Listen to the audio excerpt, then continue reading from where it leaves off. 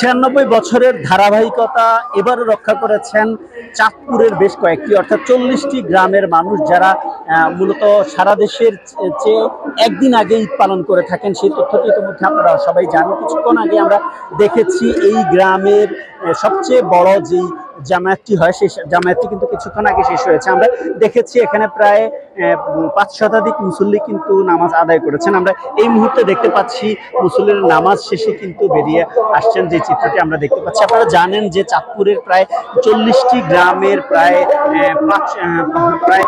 ৪০টি গ্রামেই কিন্তু ৯৬ বছরের সেই ধারাবাহিকতা রক্ষা করে কিন্তু একদিন আগে অর্থাৎ সৌদি আরবের সাথে মিল রেখে কিন্তু তারা ঈদ উদযাপন করে থাকেন, যেই তথ্যটি আপনারা জানেন। কিছুক্ষণ আগেই এখানে ঈদের জামাত শেষ হয়েছে। জামাত শেষে আমরা কিছুক্ষণ আগে মুসল্লিদের কিন্তু মসজিদ থেকে বেরিয়ে যেতে আমরা দেখতে পাচ্ছি। এবং সারা দেশে যদিও আগামীকাল ঈদ উদযাপিত হবে, এই ঈদ উদযাপন হওয়ার পরেও কিন্তু দেশের নিয়মের বাইরে এসে কিন্তু তারা ৪০টি গ্রামের প্রায় অর্ধ লক্ষাধিক মানুষ কিন্তু ঈদের উৎসব পালন করে থাকেন। প্রায় বারবারই আমরা বলছি প্রায় ৯৬ বছর ধরেই তারা দাবি করছেন তারা এই ঈদটি পালন করে থাকেন। এবং মূলত তারা ৯৬ বছর ধারাবাহিকতা ১৯২৮ সাল থেকেই কিন্তু ঈদ একদিন আগে অর্থাৎ সৌদি আরবের সাথে মিল রেখে ঈদ পালন করে থাকেন।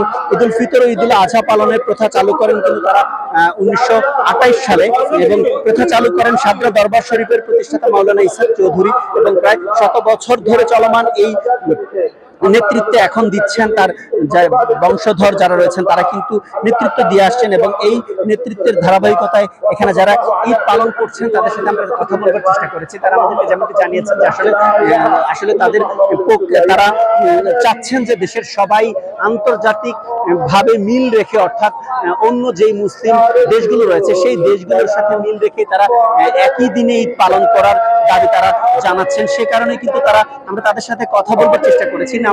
নামাজ শুরুর আগে যারা এখানে এসেছেন তাদের সাথে আমরা কথা বলবার চেষ্টা করেছি। তারা আমাদেরকে জানিয়েছেন যে তারা এই ধারাবাহিকতা রক্ষা করবেন, এবং যেহেতু এখন ঈদের নামাজ শেষ হয়েছে কিছুক্ষণ পর তারা কুরবানি করবেন। কুরবানি করে তারপর যে ঈদের যে বাকি আনুষ্ঠানিকতা সেই আনুষ্ঠানিকতা কিন্তু তারা পালন করবেন। তবে সবচেয়ে গুরুত্বপূর্ণ যে বিষয়টি সেটি হচ্ছে তারা বলছেন যেহেতু হজের একদিন পরে ঈদ, সে কারণেই তারা হজ শেষে আজকে যেহেতু গতকাল হজ শেষ হয়েছে আজকে তারা ঈদ পালন করছেন এবং তারা আজকে কুরবানি করবেন।